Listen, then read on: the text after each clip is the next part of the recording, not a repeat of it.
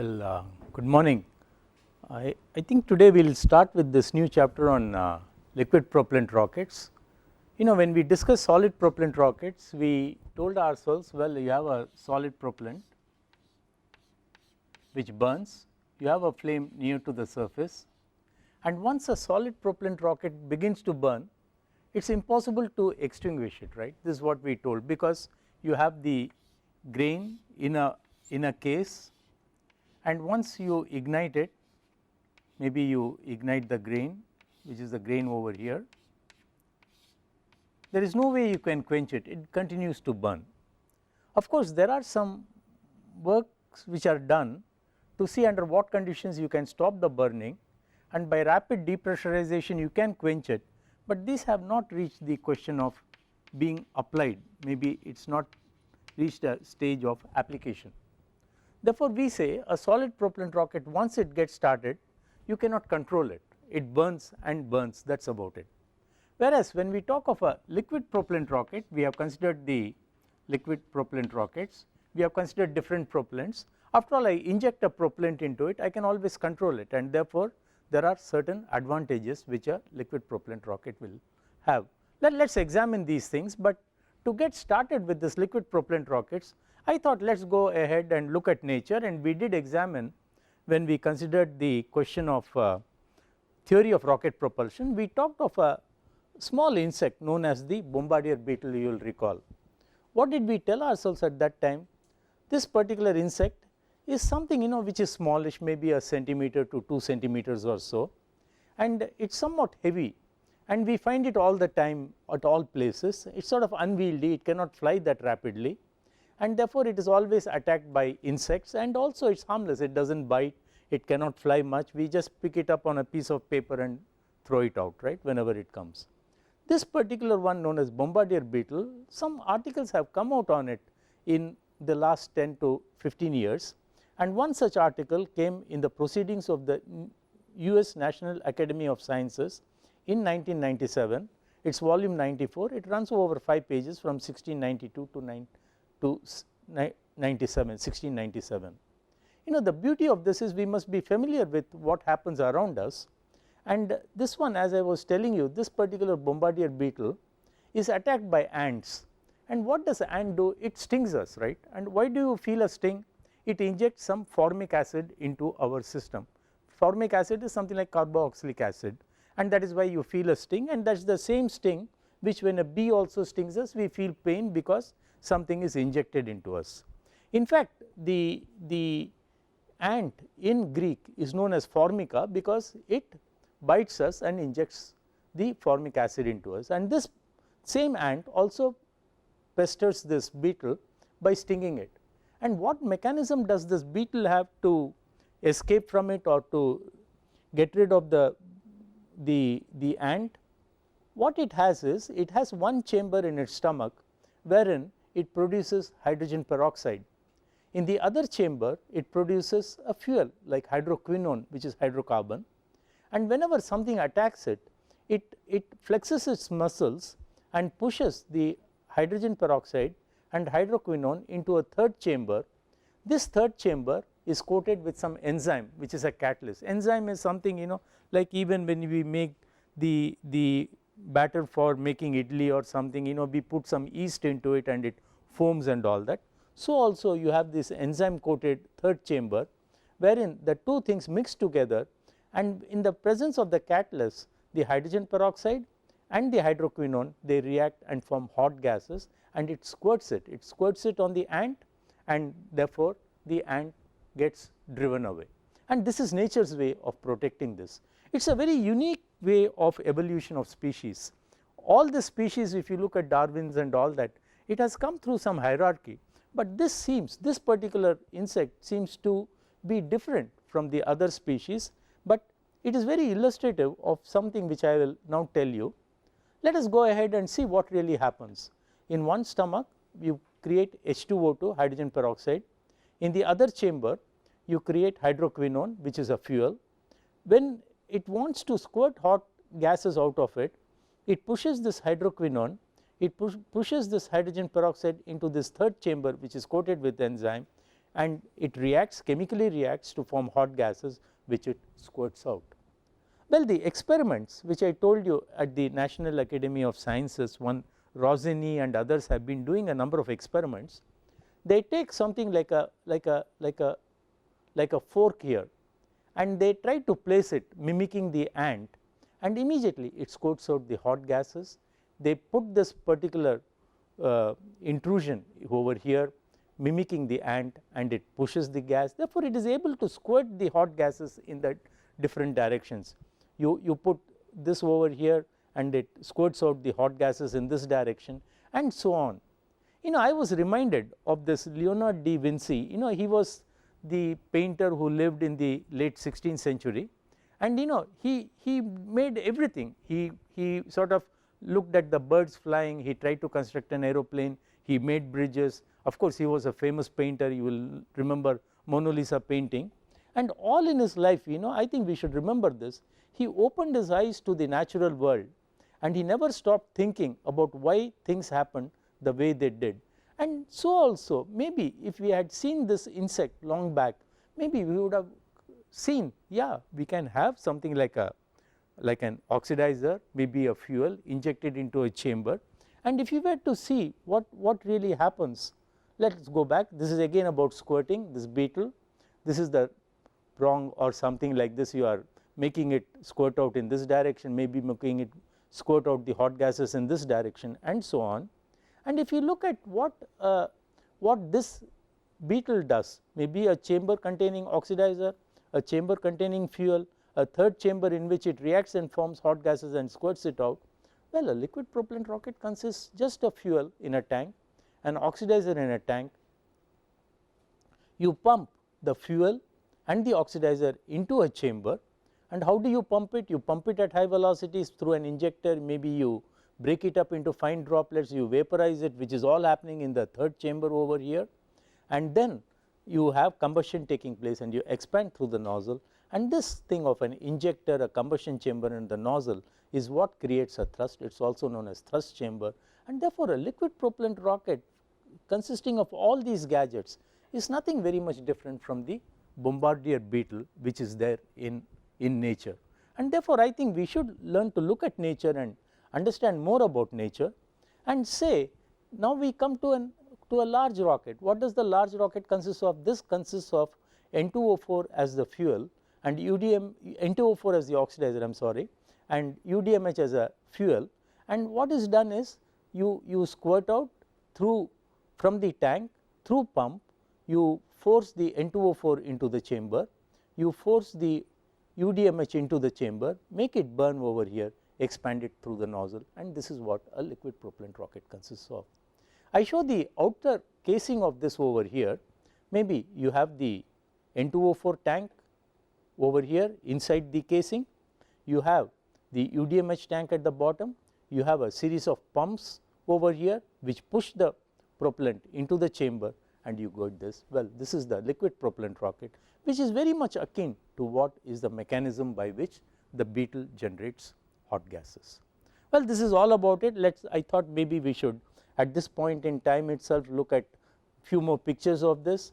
Well, this is the engine which I just now showed you, a liquid propellant rocket engine which is maybe much taller than this man over here. This is the combustion chamber, this is the pump, this is the nozzle, and this shows the rocket firing.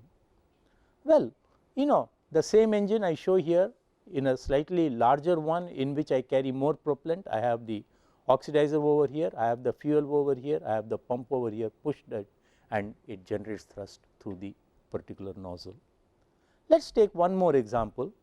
If instead of using N2O4 as, what did we say, in this particular rocket which I just now showed you, the oxidizer was N2O4 and the fuel was UDMH. Well, we also talked in terms of fuel could be liquid hydrogen, the oxidizer could be liquid oxygen, and when I carry the propellants like liquid oxygen and liquid hydrogen, well, liquid hydrogen is not very dense. I have a huge tank, I have this liquid hydrogen here, I have liquid oxygen here, I have a pump over here, I push it into the combustion chamber and it burns, and this is what a cryogenic liquid propellant rocket is like.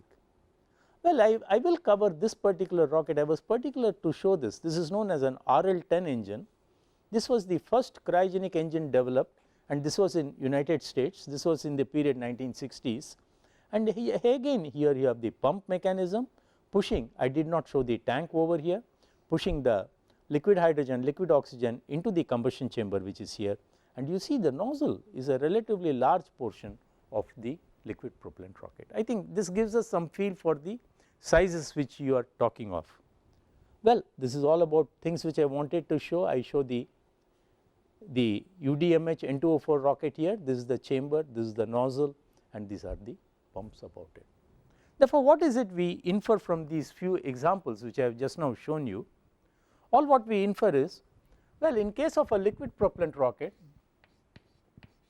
all what we need is something like a fuel tank, maybe we need an oxidizer tank, maybe I need something like a pump from small value of pressure, I increase the pressure, this tells me a high pressure, this tells me a low pressure, the magnitude shows the incoming pressure, maybe the incoming pressure should be even smaller, the outgoing pressure should be much larger.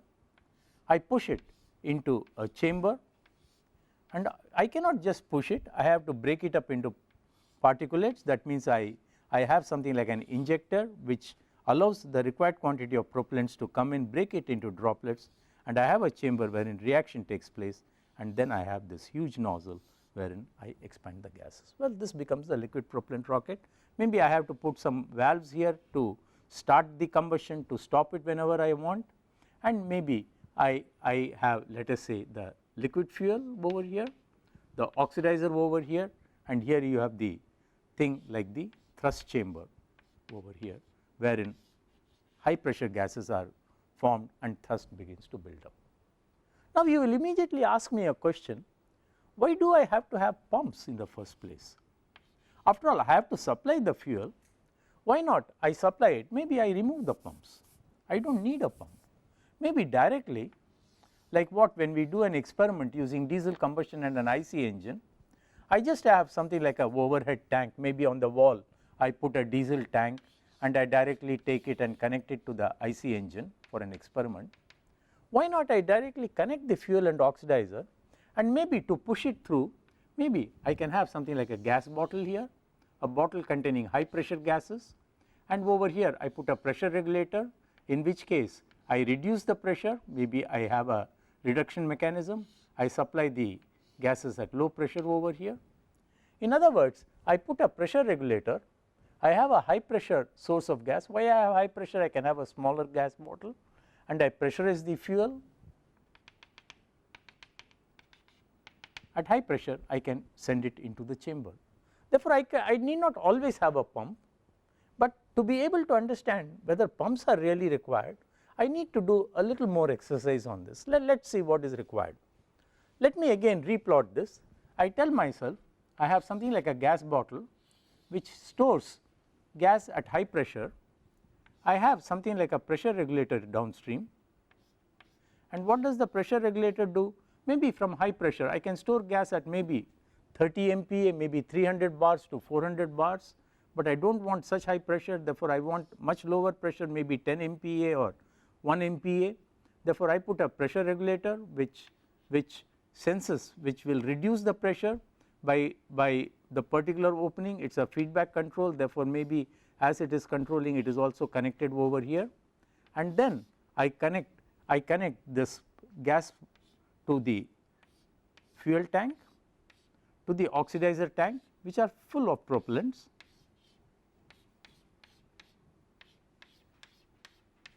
and then I bring it into the combustion chamber over here. What is it I am talking? I am talking of having a high pressure gas bottle. I regulate the pressure to a lower value and push the fuel and oxidizer into the combustion chamber.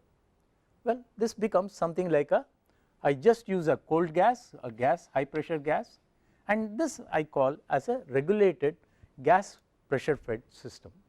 That means it is always, after all I am interested in this, I started with a pump. Let us see under what conditions I would really require a pump over here. under what conditions I can use a regulated pressure system. Well, it is not always necessary to have a gas bottle and all that. I can still think in terms of a different configuration, wherein I take a tank as such, maybe a fuel tank, maybe an oxidizer tank. I do not fill the propellants fully in the tank. Let us say this is the fuel tank, liquid fuel here. I fill it with oxidizer, liquid oxidizer over here, and I directly bring it over here and supply it to the chamber. But how do I push it? I fill gas over here. I fill gas at maybe high pressure over here, and then I put maybe a valve over here. I start this valve, immediately propellant flows. When I want to stop it, I close this valve, and therefore this becomes, maybe the gas is contained in the tank itself and it blows the propellant into it. This is known as a blowdown system.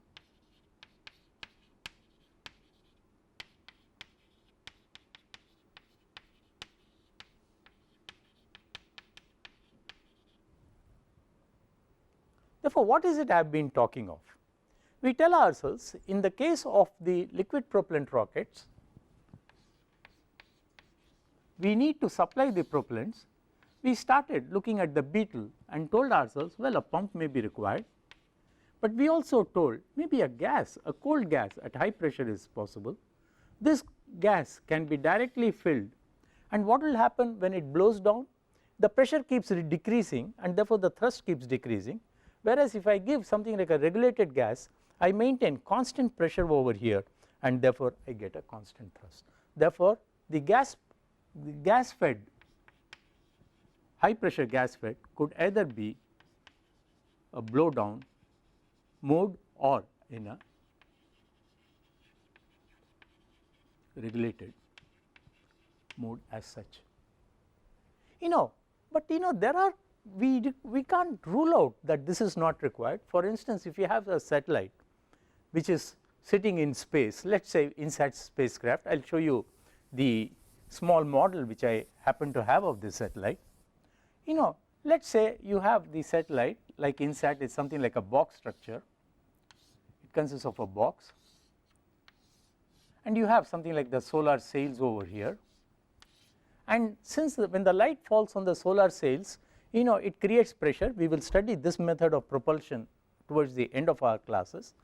You have to balance the pressure from the sun light falling on this. You put something like a balance over here such that it does not get tilted over here.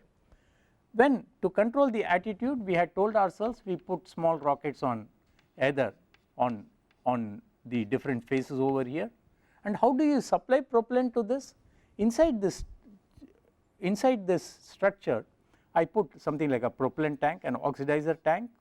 At the bottom of this oxidizer tank, I have a fuel tank, maybe in the common bulkhead. That means I have a single connection over here.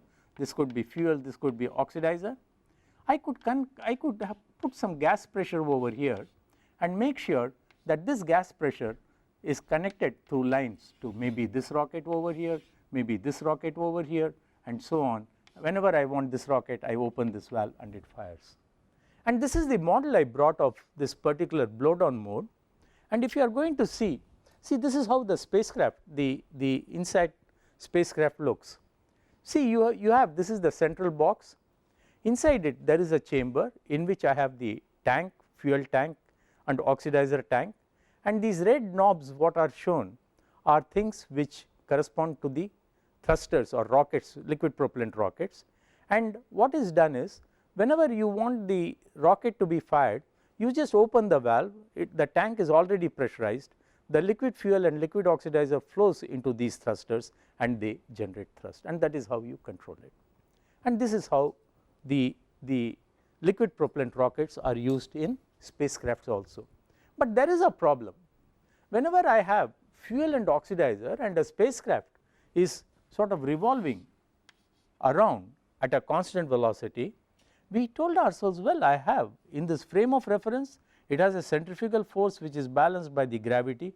Therefore, there is no mass for this and it creates new problems. Therefore, we have to see under weightlessness how do we supply the propellant. Therefore, this also maybe we will take after some time. Therefore, this also requires, that means you have to supply fuel and oxidizer when they are in a state of weightlessness. That means if I put a propellant in a tank, that the propellant may sit on top, it may not really come at the bottom, and when I pressurize it with a gas, the gas may come out, the liquid may not come out. That means supplying propellants when I am in a state of weightlessness is again going to be a problem. Maybe we will take a look at it, but right now let us take a look at what constitutes, let us say, a gas fed system, which could either be blowdown mode, regulated mode, and then let us come back to the pump.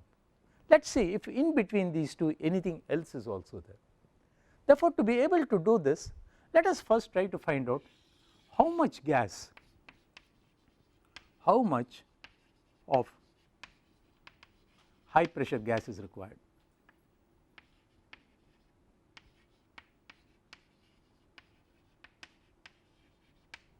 Okay. See, first thing we have to supply the propellants. I know once I give the thrust, I know what must be the mass flow rate of propellants, and how do I calculate out? Let us refresh ourselves again. We say, suppose the thrust of the rocket, we will take an example, is 6 kilonewton.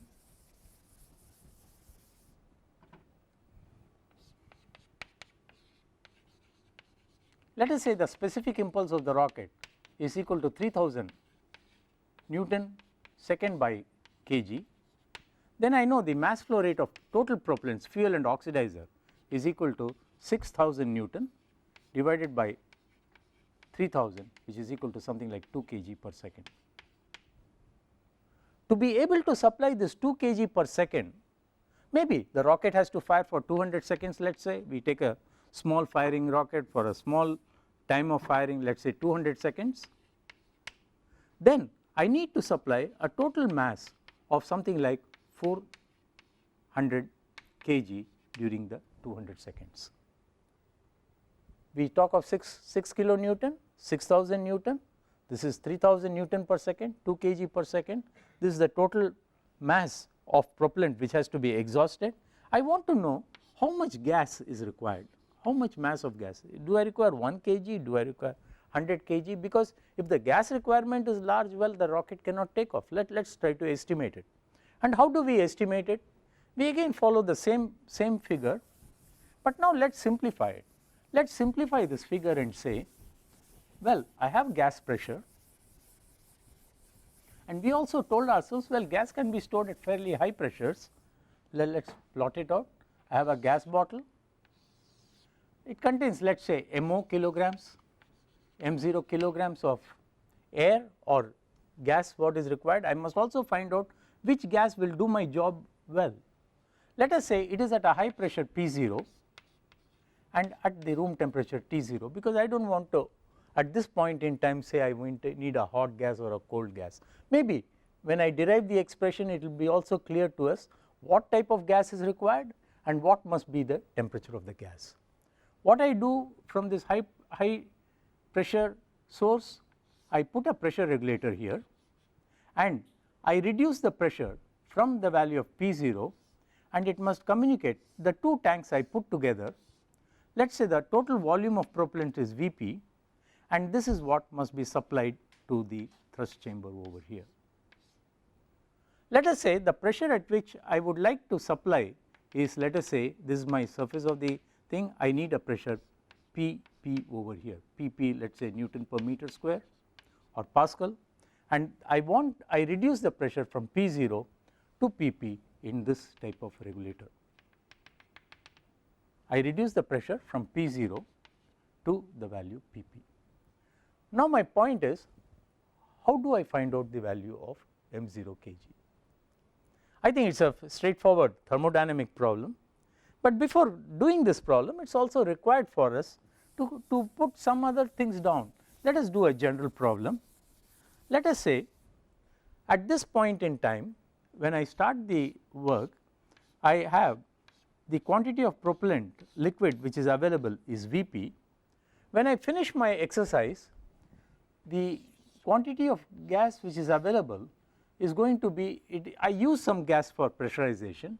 Therefore, at the end of operation, let us say MR, it is reduced, so much kg is left, and the temperature here is TR, the pressure is PR, and then at the end of it again I have the same system over here, the same tank over here, all the propellants are expelled, it is now gas over here, and since I am through the regulator over here, since I have reduced the pressure to PP over here, when the propellant has just got out of it, it will be filled with gas at a pressure PP, and the temperature, since it is slow depletion or fast depletion, it reaches the temperature of the propellant, the temperature will be Tp over here.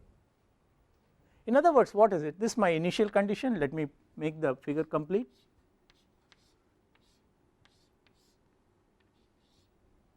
What is it I am telling? I have exhausted or pushed out a volume of propellant Vp, and now I am left with, after pushing out is there, the gas has expanded, occupied this volume in addition to this volume, and this is my final condition. I want to write an equation and determine the value of m0 kg what is required. How do I do this problem? Maybe we have done such problems in our thermodynamics subjects earlier. Let us just try to write an equation for it and try to determine the value of m0. I want to ask you, what is this which is happening? Let us say the system does not have any heat transfer. Let us make an assumption that the tanks are fairly insulated, gas bottle is insulated, there is no heat transfer taking place, and therefore I ask myself, what is the work which is done by the gas in pushing out a volume Vp of the propellants? Let us calculate Vp over here for this particular problem.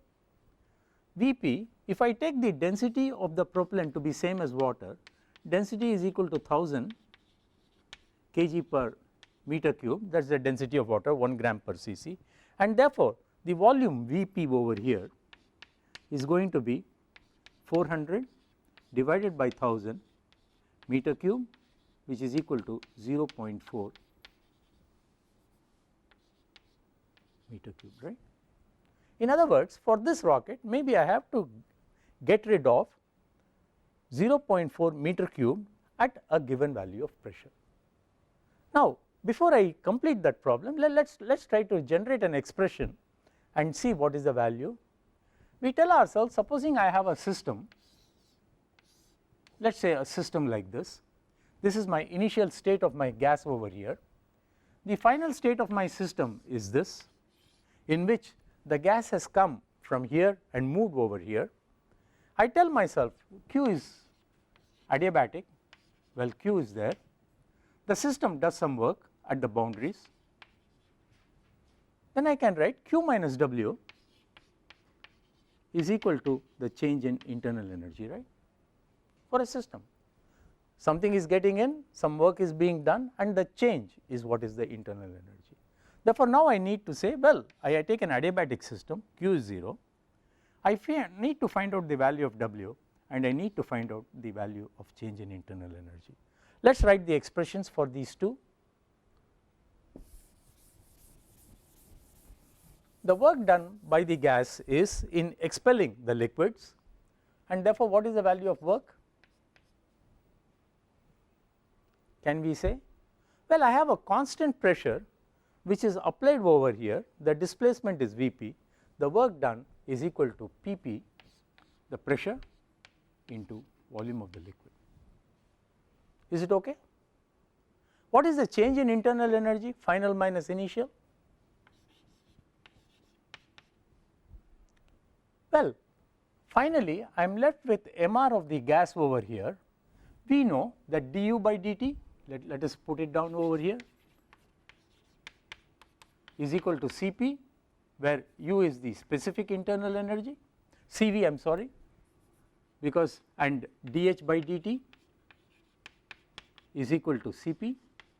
Well, we are talking of internal energy, therefore U is equal to Cvt, and therefore du is equal to the final gas Mr, which is available, into Cv into Tr. This is the final mass which is available. We say it is at a reduced pressure and a reduced temperature because it has expanded. Some gas comes over here, plus I have gas which is there Mp into CV into T, this is the final value of internal energy. I say that this volume of the lines over here or plumb lines are much smaller than this and this, therefore I neglect it. And what is the value of the initial internal energy? Minus, yes, you could tell me.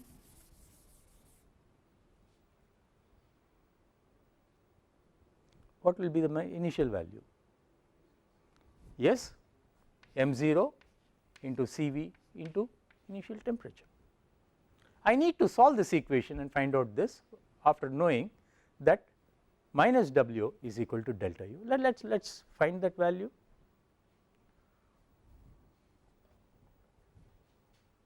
Maybe I use this part of the board.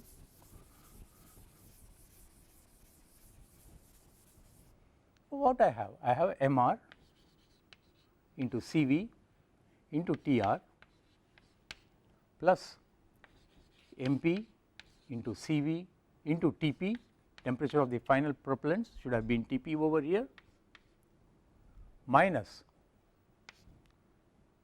M0 CV into T0 is equal to minus W minus PP into VP over here. Is it all right? Q minus W is equal to the change in internal energy. I want to solve this. To be able to solve this, let us see what CV is. We know Cp minus Cv is equal to R, and therefore Cv into gamma minus 1 is equal to R, or rather we have Cv is equal to specific gas constant divided by gamma minus 1, where R is the specific gas constant, has units of joule per kilogram Kelvin. Okay. And Cv therefore has units of again joule per kilogram Kelvin. Now, what is the value of Mr from the gas equation? We have P R into V0, that is the volume of the tank, is equal to Mr into R into T R, or rather I can write the value of the mass, final mass after expansion has taken place in the tank, and the mass of gas in the tank is equal to PR into V0 divided by, I have RTR. Is it all right? Similarly, I can write an expression for MP, and what will MP come out to be? MP should be equal to PP into VP divided by R into TP over here. I need to find the value of M0, therefore let us not touch this.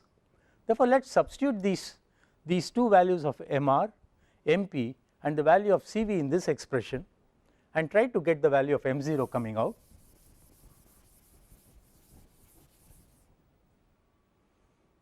Let us say Mr is equal to PR into V0 divided by RTR, and Cv was equal to R divided by gamma minus 1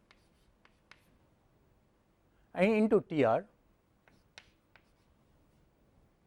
plus similarly I get Pp Vp by Rtp into R, again I get the value of Tp divided by gamma minus 1 minus I get the value of M0 into R divided by gamma minus 1 into the value of T0 over here, this is equal to minus Pp into Vp over here. Is it all right? Now, I find that RTR cancels, RTP cancels, and now if I were to simplify, I do not know the value of volume because volume is related to mass. I can write P0 V0, that is the initial condition of gas before starting over here, is equal to, I can write it as equal to M0 divided by RT0, or rather I can write the value of V0 as equal to M0 into R T0 by P0.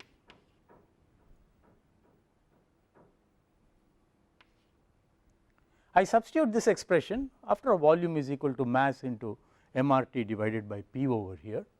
I substitute it over here, take gamma minus 1 on the right hand side, because all the 3 have gamma minus 1, and therefore I get m0 into RT0 into PR by P0 is the value this reduces to, plus I have Pp into Vp over here, minus I get m0 into RT0 divided by gamma minus 1 is equal to minus Pp, I am sorry I should not have put, because I am going to remove gamma minus 1 here, minus Pp Vp divided by gamma minus 1.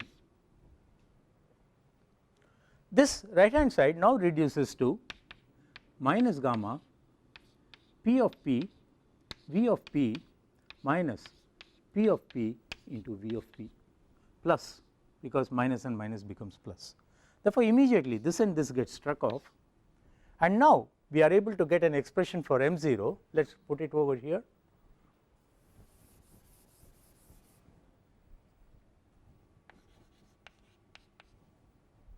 Let us collect the similar terms. I get RT0, which will come at the denominator. I have in the numerator the value gamma on the right hand side. Therefore, what is read? Gamma Pp Vp into, I have 1 minus the value of Pr by P0. Please check this. How did we come to this? We have MRT0, MR20, we have Pr minus 1 is equal to minus gamma. Therefore, I change the sign on both sides. I get gamma Pp Vp into RT0, which comes in the denominator, into 1 minus Pr by P0. Therefore, this becomes my mass of the gas which is required. Now, I want to examine how much is this gas, what is this expression. Let us, whenever we derive an expression, we must take a look and see under what conditions this holds good. Let's do that. I do not need this anymore. I say, had the process been isothermal, what would be the gas I require? M0 will be equal to Pp Vp by RT0, because it is isothermal. Therefore, what happens when gas is expanding, and that also irreversibly? I get under isothermal expansion, I would just have Pp Vp by RT0, and due to the expansion process, I have an amplification taking place 1 minus Pr by P0, and this is because of the expansion process which is taking place. I am writing the same thing, Pp Vp by RT0, because M is equal to Pv by RT0, isothermal, and then this is the multiplication factor. Now, I want to find out, maybe for this engine which we said is 6 kilonewton, I want to find out the mass of the gas which is required. Let us do for one example, and then we can extend it for different pressures and different thrust. Let us say in this case the volume is equal to 0.4 meter cube, and now how much gas do I require? Will this expression also tell me what is the type of gas which I require? Do I require a light gas or a heavy gas? What does this expression tell me? Can we all infer something from this? Should I pressurize the initial volume with a high molecular gas, low molecular mass gas, or at a high temperature, or under what conditions should I do? All what I can tell you is the value of P0 is limited, because I need a gas bottle which can hold certain pressure, and that pressure cannot be greater than around 300 to 400 bar, because beyond that to make something hold such high pressure gas is difficult. Therefore, normally the P0 is around 30 to 40 MPa. This is bar over here, right. Now, all that I know is P0. How can I choose the other parameters like gamma, R and all that? Does it tell me what is the type of gas which is required? We do one more exercise. Let us say R is equal to universal gas constant divided by the molecular mass, 8.314 by the molecular mass. If the molecular mass of the gas is smaller, I get a very large value of R. If I get a large value of R, I can have a smaller mass of the gas. Therefore, this immediately tells me the lighter the gas, the better. Hydrogen is the lightest, whereas helium has a molecular mass of 4 helium, 4 gram per mole. Therefore, invariably I would like to choose helium, which is a light gas for my purpose. See, the expression is able to tell us what we are looking for. This is one. Second is, well, but helium has a large value of gamma, 1.67 compared to air of 1.4, but this is 1.67, whereas R could be something like 4 and 28, 7 times. Therefore, this is not that important, this is more important, and therefore I choose a light gas for pressurization. But this expression also tells me a higher temperature is suited, because higher temperature means I have a smaller value of mass of the gas. Therefore, rather than choose a cold gas, that means we initially said I have a gas which is cold for pressurization, why not use a hot gas? Why not have some reactions taking place in the combustion chamber and do this? And therefore, this is also an option. Therefore, in addition to saying for cold gas, I could have blowdown mode, I could have regulated mode. It is also possible for me to have hot gas, and hot gas is more efficient.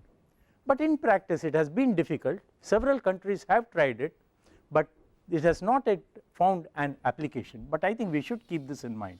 I think in future this will be a strong contender for a gas pressurized system.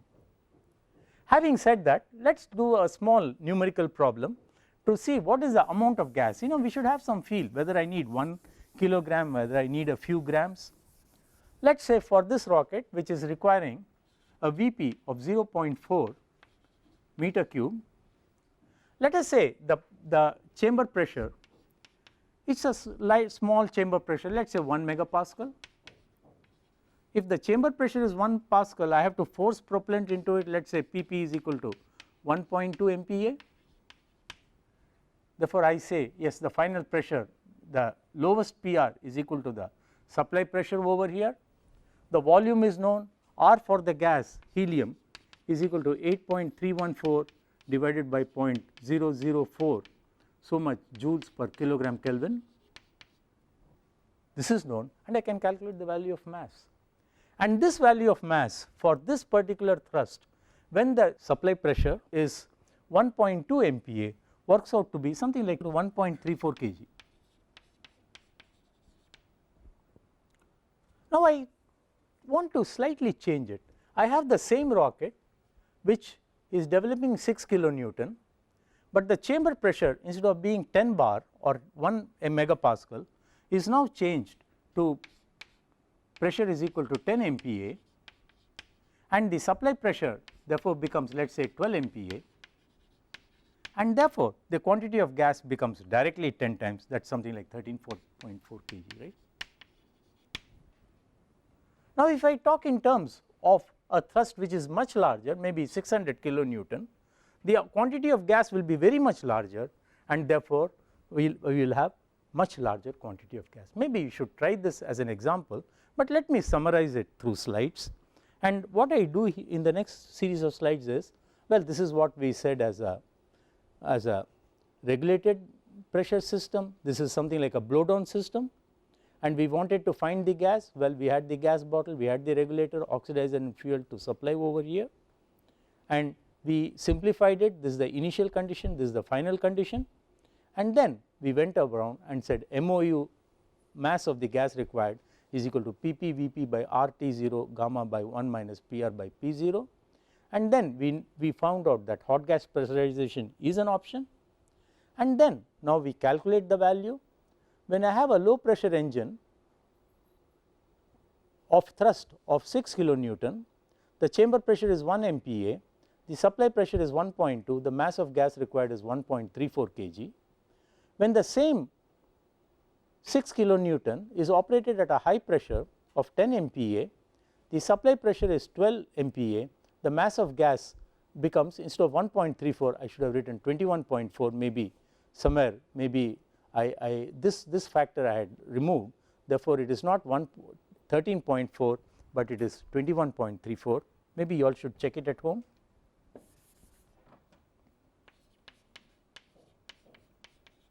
you see when the chamber pressure increases by 10, the quantity of gas is increased by almost 20 times.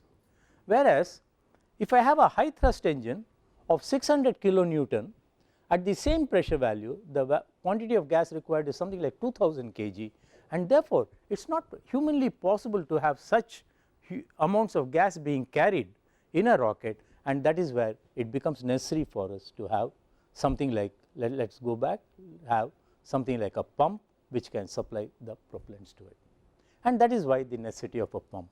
Now, if you were to go back and compare the different systems what we had, we talked of a blowdown, we talked of a stored gas, we talked of a hot gas. We find when the thrust is small and the burning time is small, I can manage to have a blowdown system like what was used in our INSAT spacecraft, because I need very small thrust, I operate at low chamber pressure.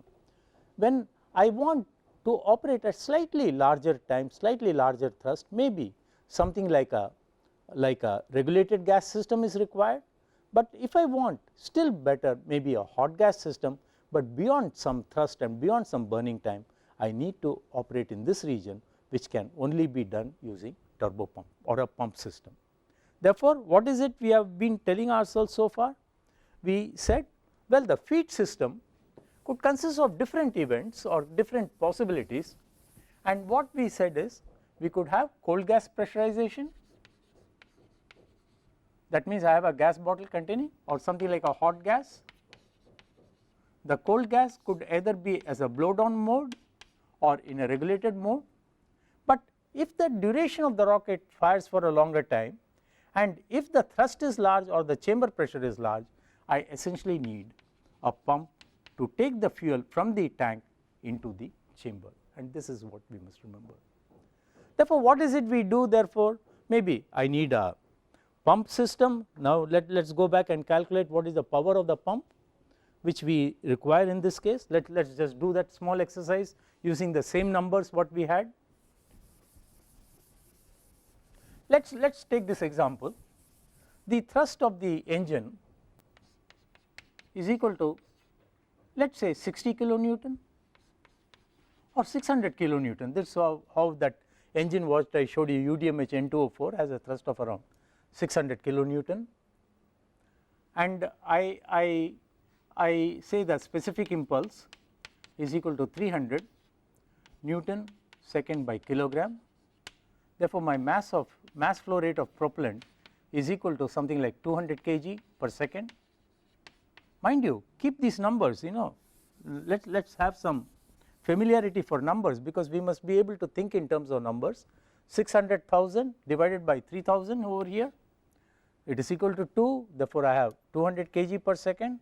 Therefore, if I have to supply this, let us again take the density as the same density of water. Therefore, the rate at which the volume has to go is something like 200 divided by 1000 meter cube by second, which is equal to 0.2 meter cube by second. What is the power required for a pump to supply 0.2 meter cube per second at a given pressure? Let us take the same value of pressure. Let us say pressure, it has to supply at a pressure of, let us say, 12 megapascal.